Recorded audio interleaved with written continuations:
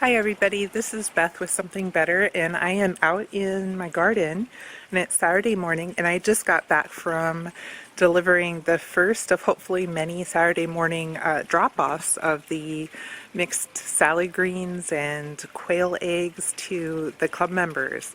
So I am kind of riding high on that because it was really fun to see people, and I felt like, it's kind of silly, I felt like the garden produce fairy, kind of going around and dropping off goodies at people's houses. So I'm kind of happy about that. But I'm walking around the garden because I was just taking down the tarps and things, little sheets and things that I threw up over pepper plants and tomatoes that still had a lot of ripening to do, because we were expecting maybe our first frost last night, which is like almost a full month before our first frost date here in Fort Wayne. So it was kind of a surprise, and I still have a lot of harvesting to do in the garden, so I wasn't ready to give up the ghost yet. So we covered things, and you can see the big, oh, let me get over here. Can you guys see that? So the big tomato arch that I have in my garden, we took the biggest tarp that we had last night and took some step ladders and covered it. So I need to take that one down, but I need Michael's help because it's a big tarp and it's really tall, and I just know I'll do more damage than good if I try to take it down by myself. But we had peppers covered up and the sweet potatoes, and so I just wanted to show you a little bit because I have some harvesting to do. So can you guys see? The whole second half of this garden bed is sweet potatoes, and I want to get them out of the ground before a real honest to goodness frost comes. So I'm going to be coming out here later today and harvesting as many of these leaves as we can, because we want to eat these. These are really good for you, and I don't want to waste them. And then once I have all the leaves harvested, then we'll dig up the sweet potatoes, and I'm sure I'll videotape that so that you guys can see if there's actually any sweet potatoes under there, because I know I want to know. And peppers, let me see if there's anything else interesting to show you. We've got, let me see if you guys can see this. Where are they? Ooh, look at that guy. So if you can see this, this is Scarlet runner bean. And this is something I didn't know if it was really going to take off, and it really did this last few weeks. And we've got some big Scarlet runner beans on here. And I'm going to go ahead and save these for seed because I know I want to grow them again next year. It's just such a pretty plant, if you guys can see. It's really taking over that half of the trellis now that the cucumbers and other things are out of the way, and I really like the way it looks. It really brings in the hummingbirds and the other pollinators, and so let me see, the flowers are really pretty, and there's a lot of other little beans just coming on here. It's like they didn't get the memo that it's the end of the season and they just decided to produce.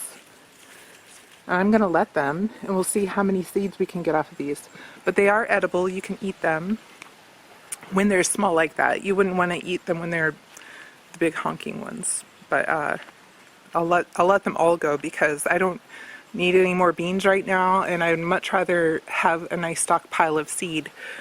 Speaking of beans, you can see these hold on, can you guys see?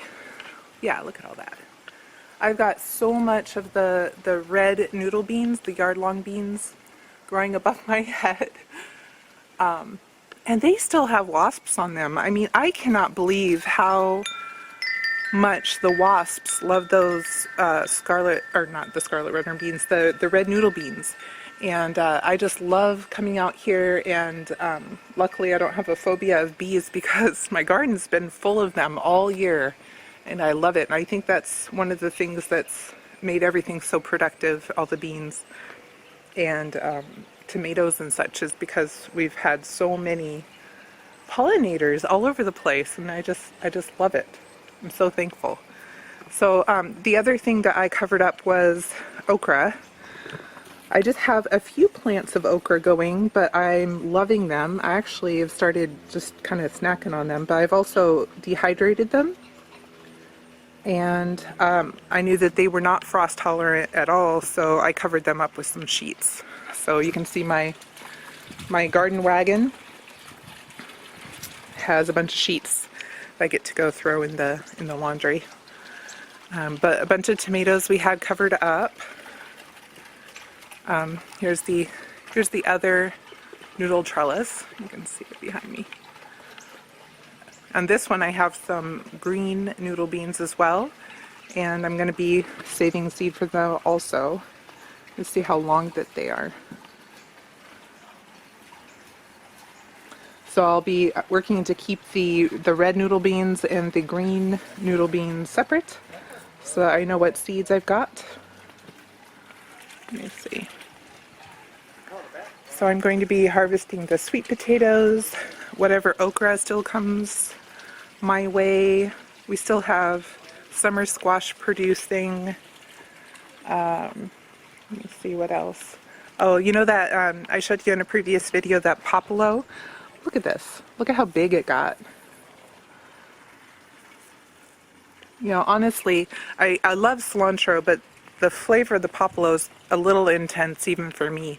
So I'm not sure if I'll really continue to grow it. I was just really curious. I want to at least give it a try and see if I liked it. I don't think I do. But that's okay. Not everything is going to be a win.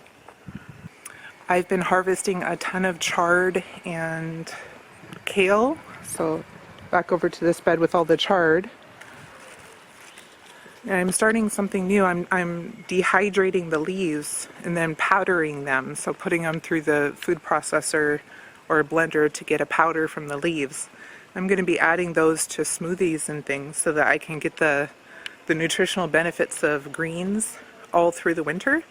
Because I've been really enjoying them through the summer, but I really want to have more. And so that's what I'm going to be trying. I'll let you know how it goes. I've never tried powdered greens or green powder before. I've seen it in health food stores, but when I realized I could just do it myself, because I've got more greens that we can eat fresh right now, and you know, freezing them just kind of turns them to mush. It's okay, I guess, in a smoothie, but I also only have so much freezer space, so I'm going to be dehydrating those leaves and then grinding them up into a powder and see how I can utilize that for our family's nutrition. And oh, I wanted to show you one other thing. So check out these tree collards. You can see them in this pot. And this is a purple tree collard. So that we got one main plant here and another main plant here. And I took off, let me show you, some cuttings. So can you see? Let me see. I'm not sure what you can see when I'm not looking through the screen. Okay, so this is a cutting that was kind of growing on, can you see? I can't tell. That was growing on this tree collard. And so I cut that off and I'm putting it in water. See? I'm putting it in water and I'm going to root it and keep it in a pot inside in my plant room downstairs. So that if the big main plant doesn't make it through the winter, even though I'm going to mulch it and everything, but if it doesn't make it, then I'll have another plant going, actually several, that I'm going to root for next year because I'm enjoying them so much and they're so healthy, especially in the cooler months. It just looks so much better than it did in the heat of the summer that I'm excited to continue to grow these. And let me see. And this is another one. This is the Merit collard, tree collard. And look at those leaves. I mean, it's just beautiful. And that stem. So I'm really hoping that these do make it through the winter. But if they don't, again, I'm going to take a cutting. Well, I don't know if I can even take a cutting from that because that's just one main stem.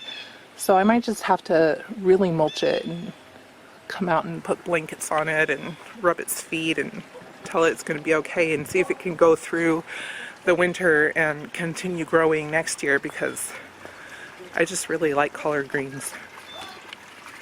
Okay, so that's about it with the garden.